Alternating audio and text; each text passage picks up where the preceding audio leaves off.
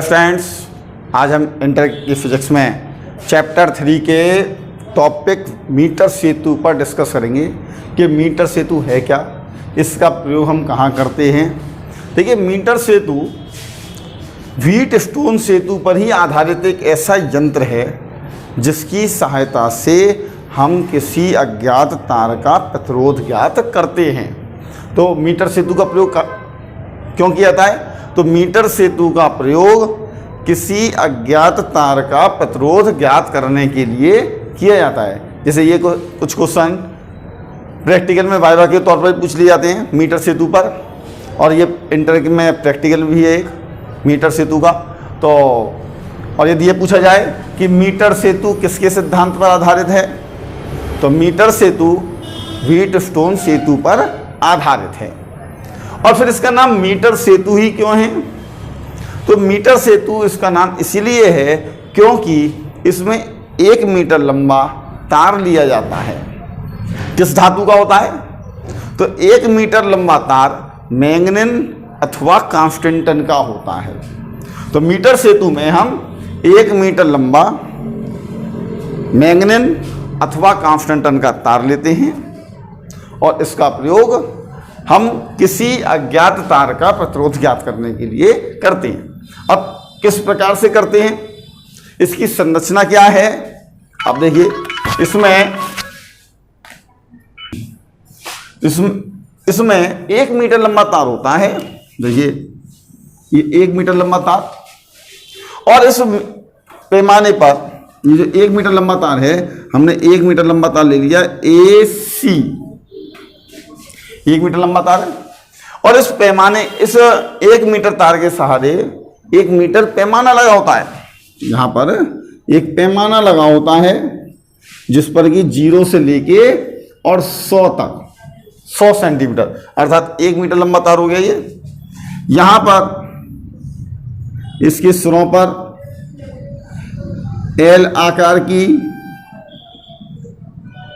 धातु की तांबे की 2 पत्तियां होती हैं।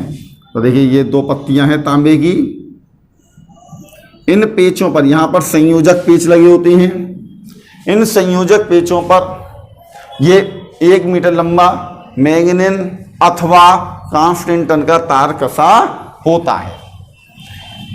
इसको आप कोई पॉइंट डाल लें।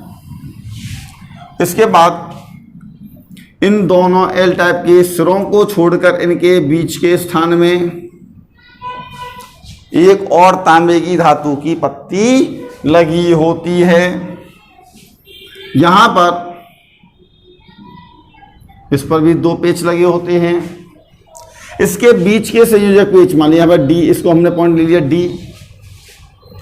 यहां पर हम इसके बीच में एक धारामापी गैल्वेनोमीटर लगा देते हैं और इस गैल्वेनोमीटर के साथ एक जॉकी J को जोड़ दिया जाता है। जॉकी J, यहां पर ये देखिए, जॉकी एक पेननुमा यंत्र होता है जो कि इस यहां पर, जैसे यहां पर ये मान लीजिए जॉकी है, पीछे पेच होगा। इस तार को हम यहां पेच से कस देते हैं और इस जॉकी को हम यहां पर कहीं भी स्पर्श करा सकते हैं। अच्छा, इसके बाद A और C के बीच में हम एक बैटरी जोड़ते हैं, एक सेल, इसके साथ एक धारा नियंत्रक और फिर एक कुंजी को जोड़ दिया। यह है सेल, धारा नियंत्रक और रियोस्टेट। यहां पर कुंजी की, ये तो हो गई इस मीटर सेतु की संरचना। अब यहां पर आपको 2 रिक्त स्थान दिखाई दे रहे हैं। ये इस A और D के बीच में हम एक प्रतिरोध बॉक्स लगा देते हैं R। प्रतिरोध बॉक्स अर्थात एक बॉक्स नुमा होता है, उसमें अलग अलग प्रतिरोध लगे होते हैं। जो प्रतिरोध आप निकालना चाहें इसमें से निकाल दें, यानी कि इसमें से जो हम प्रतिरोध निकालते हैं वो हमें ज्ञात होता है कि हमने कितने ओम का प्रतिरोध इसमें से निकाला है। इसके बाद हमें जिस तार का प्रतिरोध ज्ञात करना है कि उस तार का प्रतिरोध है कितना, तो उस तार को हम D और C के बीच में जो रिक्त स्थान है इसमें लगा देते हैं। मान लीजिए हमारा प्रतिरोध है S, तो हमें जिस तार का प्रतिरोध ज्ञात करना होता है उसे D और C के बीच में जोड़ दिया जाता है। इसके बाद सबसे पहले हम इस कुंजी को ऑन करेंगे। स्विच कुंजी को ऑन करने पर इस सेल से धारा प्रवाहित होगी। जब धारा प्रवाहित होगी तो देखिए यहां पर आकर, चूंकि तांबे की पत्ती है तो यहां पर आकर ये धारा दो भागों में बटेगी और फिर यहां कुछ धारा यहां से गई और कुछ धारा यहां से आ रही है। जब धारा यहां पर आएगी, यहां पर और यहां पर इधर से, तो धारा इधर से भी आ सकती है और इधर से भी आ सकती है। तब हम इस जॉकी को इस तार पर स्पर्श कराकर एक ऐसा बिंदु ज्ञात करते हैं जिससे कि इस प्रकार ऐसा बिंदु हम ज्ञात करेंगे जिससे कि इस धारा मापी G में कोई भी विक्षेप ना हो, जैसा कि हम व्हीटस्टोन सेतु में करते हैं। तो इस धारा मापी में कोई विक्षेप नहीं हुआ, तो इसका अर्थ यह है कि यह हमारा एक तरह से संतुलित व्हीटस्टोन सेतु की तरह कार्य करेगा। जब ये संतुलित व्हीटस्टोन सेतु की तरह कार्य करेगा, इस स्थिति में हमारे ये तार AC अब दो भागों में बट गया, AJ और JC। AJ और JC, मान लीजिए इस AJ का प्रतिरोध हमने मान लिया P, इस AJ भाग का प्रतिरोध P और JC भाग का प्रतिरोध Q। ये अब काम करते हैं, यहां पर हम सुविधा के लिए मान लीजिए जॉकी ये है, इसको किस बिंदु पर स्पर्श कराया हमने, B पॉइंट पर। जॉकी J को तार के बिंदु J पर स्पर्श कराने पर इस धारा मापी में कोई विक्षेप नहीं हो रहा। तो AB का प्रतिरोध मान लिया हमने P और BC का प्रतिरोध है C। तब संतुलित व्हीटस्टोन सेतु की अवस्था में आपको मालूम है P/Q बराबर R/S। चूंकि हम लिखेंगे, इसमें ज्ञात करेंगे कि चूंकि जब धारा मापी में कोई विक्षेप नहीं होगा तब P/Q बराबर R/S।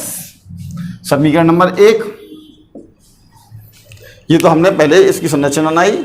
इसकी संरचना के आधार पर, चूंकि अभी हमने आपको बताया कि व्हीटस्टोन सेतु के आधार पर धारा मापी में कोई विक्षेप नहीं होगा, तो इन दोनों के प्रतिरोधों का अनुपात AB भाग का प्रतिरोध और BC भाग के प्रतिरोध का अनुपात यानी P/Q बराबर R/S होता है। यहां से R जो है ये तो ज्ञात प्रतिरोध है, यानी कि हमने कितने ओम का प्रतिरोध यहां से निकाला है वो हमें ज्ञात है। S ज्ञात करना है। ये माना इस तार P का प्रतिरोध कितना है, क्योंकि तार AC अब दो भागों में बट गया, AB और BC में, तो AB भाग का प्रतिरोध कितना होगा, तो AB भाग का प्रतिरोध कितना माना हमने, P, और P बराबर एक फॉर्मूला आपने रेजिस्टेंस में पढ़ा है कि प्रतिरोध R बराबर होता है ρL/A। तो P बराबर इस तार का विशिष्ट प्रतिरोध हमने मान लिया यहां से इस जॉकी को मान लिया, जब हम B से स्पर्श करा रहे हैं तो AB भाग की लंबाई है L, यानी कि A सिरे से L सेंटीमीटर दूरी पर स्पर्श कराने पर इस धारा मापी में कोई विक्षेप नहीं हो रहा है। तब C सिरे से इस B की दूरी 100 - L होगी, 100 - L होगी। तब इस AB भाग का प्रतिरोध ρL, लंबाई है इसकी L/A, तथा BC भाग का प्रतिरोध, BC भाग का प्रतिरोध Q बराबर फिर रो, क्योंकि BC भाग का प्रतिरोध हमने कितना माना है Q, Q बराबर रो L, L कितना है 100 माइनस L अपॉन A। इस P में जहां रो क्या है हम लिख देते हैं, जहां रो तार के पदार्थ का विशिष्ट प्रतिरोध तथा A तार के अनुप्रस्थ काट का क्षेत्रफल है। अब देखिए इसमें हमें यहाँ पर P अपॉन Q चाहिए, तो P में Q से डिवाइड कर दें, P बटे Q बराबर, जब P में Q से हम डिवाइड करेंगे तो ये रो से रो कट जाएगा, A से A कट जाएगा, तो क्या जाएगा L अपॉन 100 माइनस L। तो P अपॉन Q का मान हम इस समीकरण 1 में रख दें, P बटे Q का मान समीकरण 1 में रखने पर जब हम इसमें मान रखेंगे तो ये आएगा L अपॉन 100 माइनस L बराबर R बटे S। हमें S का मान निकालना है, तो S बराबर 100 माइनस, यहाँ कर लें S बराबर R और 100 माइनस L अपॉन L। तब देखिए ये मीटर सेतु की सहायता से किसी अज्ञात तार का प्रतिरोध ज्ञात करने का फॉर्मूला है। यहाँ पर हमें R जो हमने प्रतिरोध निकाला है प्रारंभ में ही, उस R का मान हमें ज्ञात होता है। तो हमें इस अज्ञात तार का प्रतिरोध ज्ञात करने के लिए क्या करना होता है, केवल इस पूरी संरचना को करने के बाद, बनाने के बाद इस जॉकी को बस हमें ऐसे तार AC के बिंदु पर स्पर्श कराना है जिससे कि इस धारामापी में कोई विक्षेप ना हो। तब हम केवल उस AB की लंबाई को, चूंकि इसके नीचे सारे मीटर पैमाना लगा होता है, केवल हमें L की वैल्यू ज्ञात करनी होती है। जैसे ही हम L की वैल्यू ज्ञात करेंगे तो L का मान बस इसमें लगा देंगे, S का मान हमें ज्ञात हो जाएगा, अतः हम अज्ञात तार का प्रतिरोध ज्ञात कर लेंगे। तो अब इस फॉर्मूले की सहायता से कुछ क्वेश्चंस को सॉल्व करेंगे कि कैसे इसकी सहायता से हम न्यूमेरिकल को सॉल्व करते हैं। अब देखिए क्वेश्चन कि एक दिए गए तार का प्रतिरोध मीटर सेतु से ज्ञात करने के लिए बाईं ओर के रिक्त स्थान में हमें 2 ओम प्रतिरोध लेने पर शून्य विक्षेप 40 सेंटीमीटर पर मिलता है।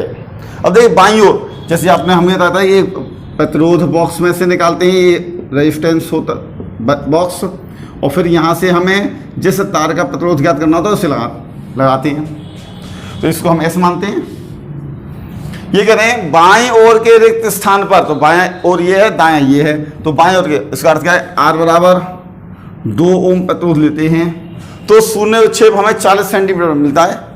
शून्य विक्षेप की स्थिति, यहाँ पर जो तार लिया जाता है धारामापी की सहायता से जॉकी को जोड़ते हैं तो 40 सेंटीमीटर पर हमें मिलता है। तो L की वैल्यू हो गई 40 सेंटीमीटर। तब ये कह रहे हैं इस तार का प्रतिरोध कितना है, अभी हमने आपको फॉर्मूला बताया कि S बराबर R 100 minus L upon L। R की वैल्यू 2, 100 में से 40 गया 60, और बटे L की वैल्यू 40, 2 से 2, 2 दूनी 4 और 2 तियाँ 6। तो इस तार का प्रतिरोध कितना है, 6 ओम। नेक्स्ट ये कह रहे हैं कि 60 सेंटीमीटर पर यदि हमें शून्य विक्षेप चाहिए, ये विक्षेप जो हमें 40 में मिला है हमें 60 सेंटीमीटर पर चाहिए, मान लीजिए L डैश हमें 60 में चाहिए होता, तब प्रतिरोध बॉक्स में से कितना प्रतिरोध निकालेंगे, तब इस प्रतिरोध बॉक्स में से निकाला गया प्रतिरोध कितना होगा, R डैश पूछ रहे हैं आप। प्रतिरोध तो ये तार तो वही है, S तो हम यही मानेंगे, S तो यही है, तो फॉर्मूला यहाँ पर लगाएंगे S बराबर R dash 100 minus L dash upon L dash. S की वैल्यू 3, R डैश हमें निकालना है, L डैश कितना है 60, 100 में से 60 गया 40 बटे 60, 0 से 0, 2 दूनी 4, 2 तियाँ 6, 3 का क्रॉस मल्टीप्लाई कर दें तो R डैश बराबर 3 तियाँ 9 बटे 2, 4.5 ओम। तो हमें इस प्रतिरोध बॉक्स में से 4.5 ओम निकालना होगा, तब हमें शून्य विक्षेप 60 सेंटीमीटर पर प्राप्त होगा। अब देखिए नेक्स्ट क्वेश्चन है कि दिए गए चित्र में मीटर ब्रिज है, मीटर ब्रिज के तार की लंबाई 80 सेंटीमीटर है, इस पूरे की लंबाई है 80 सेंटीमीटर, एच ए बराबर 50, ये हो गया 50। तो धारामापी में विक्षेप नहीं होता, इस धारामापी जी में कोई विक्षेप नहीं होता, यानी संतुलन की स्थिति है। तो आर का मान ज्ञात कीजिए। अभी हमने बताया था आपको कि 10/r, उसमें हम जब यहाँ पर हम s लिखते थे, यहाँ पर उसकी जगह r है, तो s की जगह हमने r लिखा, और यहाँ पर हम r लिखते थे तो यहाँ पर क्या लिखा है 10। फिर ऊपर फॉर्मूला होता था, आपको याद होगा 100 - l, तो वहां पर 100 क्या होता था, पूरे की लंबाई 100 सेंटीमीटर, लेकिन यहां पर दे रखा है एजे की लंबाई कितनी है, सॉरी पूरे तार की लंबाई कितनी है 80 सेंटीमीटर, यहां पूरे 80 सेंटीमीटर है, तो यहां पर हम 100 - l लगाएंगे। अब लगाएंगे हम 80 - l, और l कितना है 50, 80 - l अपॉन l की वैल्यू 50, तो 0 से 0 कट गया, 80 से 50 गए 30/5, 6 ओम। तो इस अज्ञात तार का आर का मान है 6 ओम। तो इस तरह से आप मीटर सेतु को बहुत अच्छी तरह पढ़ें, क्योंकि ये प्रैक्टिकल में भी अक्सर पूछा जाता है, और फिर उसके आधार पर इस तरह आप इसके क्वेश्चनों को बहुत आसानी से भी कर सकते हैं।